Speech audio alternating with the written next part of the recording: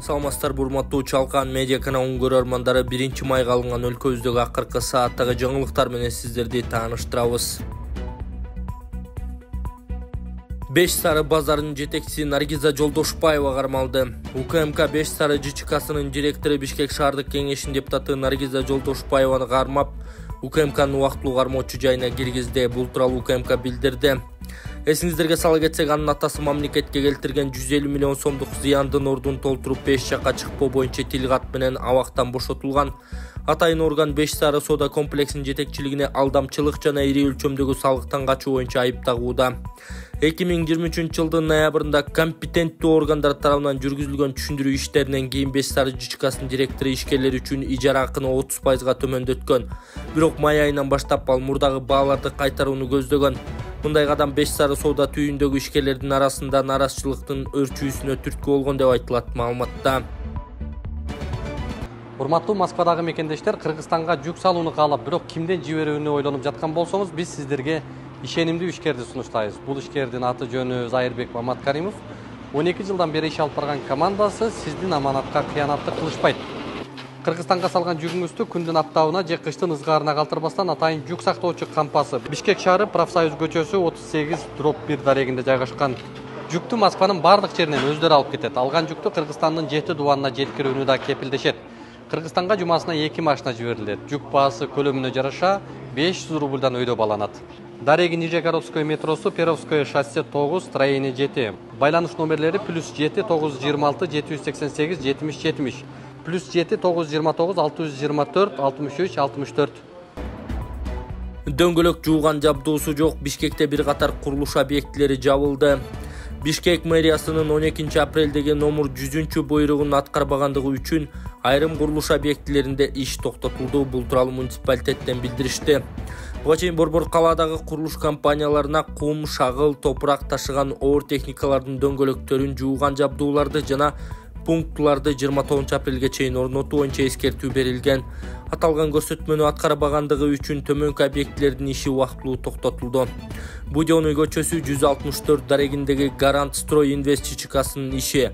Кийизбаев көчөсү 24 дарегиндеги Эмаком ЖЧКсынын иши. Каракөл көчөсү 1 дарегиндеги 02 Деволтмент ЖЧКсынын иши. Аувезов көчөсү 5-2 дарегиндеги Макро Групп ЖЧКсы. Скрябин көчөсү 45А дарегиндеги Аманат Групп Инвест ЖЧКсынын иши. Алар атайын жабдууларды орноткондон кийин ишин уланталары кошумчаланган. Шайлоо Бегатазовдун мандаты боюнча талашка жогорку сот чекит койду. Жогорку сот Шайлоо Бегатазовдун мандатынан ажыратуу боюнча төмөнкү 2 инстанциянын чечимин күчүндө калтырды. Ошондой эле жогорку соттун коллегиясы БШКнын Абдурахман Хаджы Муртазилиевди жогорку кеңештин депутаттыгына талапкер катары каттоосун жокко чыгаруу боюнча чечимин жокко чыгарган.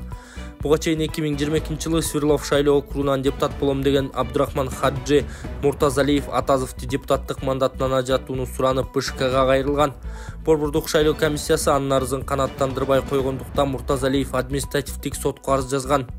Жыйынтыгында сот БШКнын чечимин жокко чыгарып арыз ээси Абдурахман Хаджы Муртазалиевди Сверлов районунан депутат деп таанууга милдеттендирген. Эми Сверлов округунан депутаттык мандат боюнча маселени БШК чечиши керек. Эсиңиздерге салсак, Шайлоо Бегатазов Сверлов шайлоо округунан 2022 жылы депутаттыкка аттанган. Бирок ал шайлоо жаңжал менен коштолгон. Тагыраагы депутаттыкка талапкер Абдурахман Хаджы Муртазалиев алдыга озуп чыкканы менен добуш сатып алды деп айыпталып жарыштан четтетилген. Мындан улам мандат кийинки орун алган Атазовго тийген. Кыргыз эл акыны Жолоочу Рыспаев дүйнөдөн өттү. Кыргыз эл акыны сатирик, фельтончу Жолоочу Рыспаев 75 жашында дүйнөдөн өттү. Кабарды Маданият, маалымат, спорт жана жаштар саясаты министрлиги тастыктады. Жолоочу Рыспаев Ысык Көл облусунун Түп районундагы Жылубулак айылында 1949 жылы 25 июнда туулган. Орто мектепти аяктагандан кийин Фрунзедеги азыркы Бишкекте Ленин атындагы машина куруу заводунда жумушчу болуп иштеген. Ошол эле учурда Кыргыз мамлекеттик университетинин филология факультетин сырттан окуп, 1974 жылы бүтүргөн. 1975 жылдан тарта Кыргыз телерадио берүү компаниясында редактор болуп иштеп, чыгармачылык жолун баштаган. 1988 жылы СССР жазуучулар союзунун мүчөсү болгон. Бир катар аңгемелердин, сатиралык чыгармалардын жана обондуу ырлардын автору. Кумтөрдүн кызматкерлери ишембиликке арча тигишти. Кумтөр Gold Company жабык акционердик коомунун кызматкерлери ишембиликте Бишкек шаарынын четиндеги салкын төр жан конушуна жанаша жайгашкан аймакты иретке келтирип, Virgin арчаларынын көчөттөрүн отургузушту. Кумтөр Gold Company'нын жетекчиси Алмазбек Барктабасов белгилегендей, бүгүнкү ишембилик Кыргыз Республикасынын президенти Садыр Жапаров тарабынан демилгеленген Жашыл Мурас улуттук өнүктүгүнүн алкагында жүргүзүлүп жаткан иш-аракеттердин улантысы болуп саналат. Бишкек өлкөбүздүн жүзү, демек сүйүктүү шаарыбызды жакшыртууга ыңгайлуу шарт түзүүгө бардык күч аракетибизди жумшашыбыз керек. Бүгүн тигип жаткан арчаларыбыз келечекте шаарыбыздын көркүнө көрк кошот деп ишенебиз, деди ишкана башчысы. Маалымат үчүн Virgin арчасы латин тилинен Juniperus virginia, кипарис түрүнүн арча тукумундагы дарактардын биринин түрү. Арчанын бул түрү табигый шартта Түндүк Америкадан тартып Мексика булугуна чейин аймактарда кеңири жайылган, абдан кооз жана бат өсөт.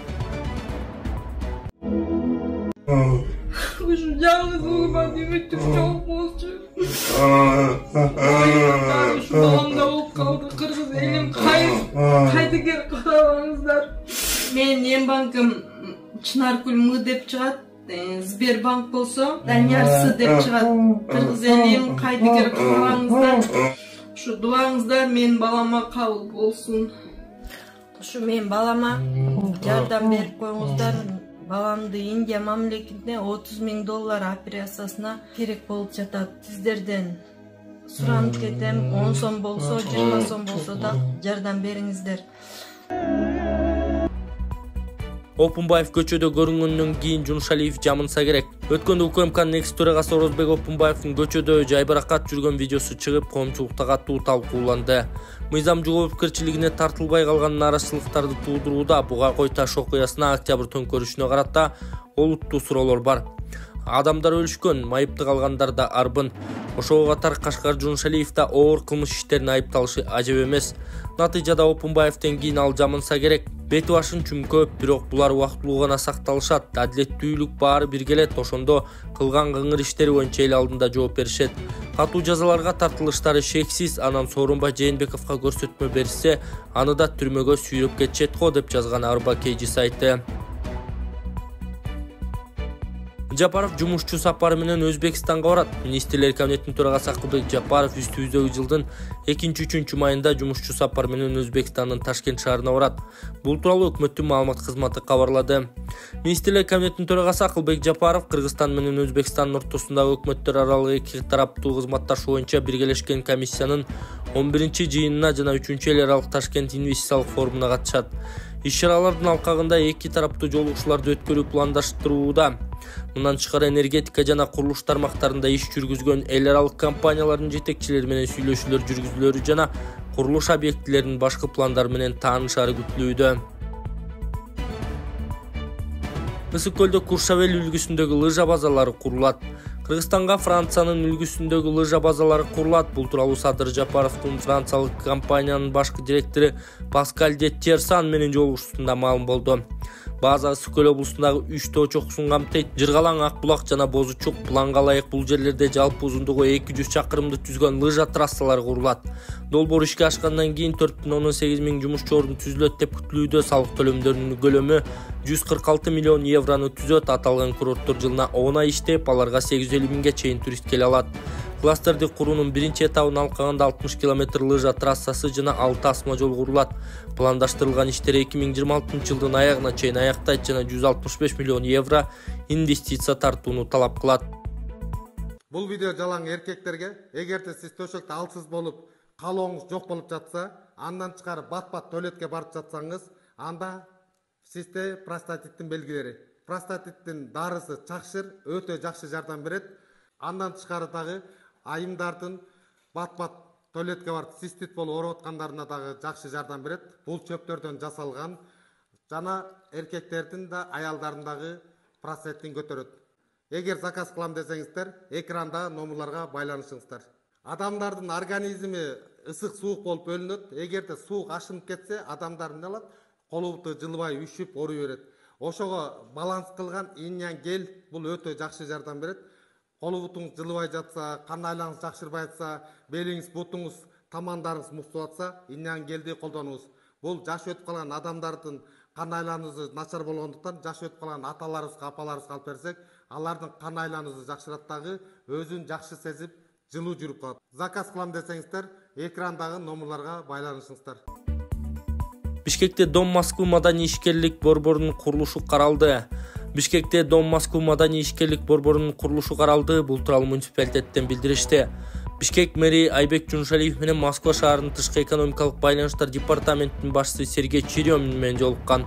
Анда эки калаанын ортосунда 2024-2027 жылдарга кызматташуу программасына кол коюлду. Бул программанын алкагында соода экономикалык мамилелер, жол транспорт инфраструктурасы, шаар куруу, борбордун аймактарын көрктөндүрүү, билим берүү жана илим, саламаттык сактоо, маданият, спорт, калкты социалдык жактан коргоо жаатында тыгыз кызматташуу жана башка ишке ашырылат деп айтылат маалыматта. Ошондой эле Дом Москвы маданий ишкерлик борборуна имарат куруу маселеси да талкууланганы кошумчаланды.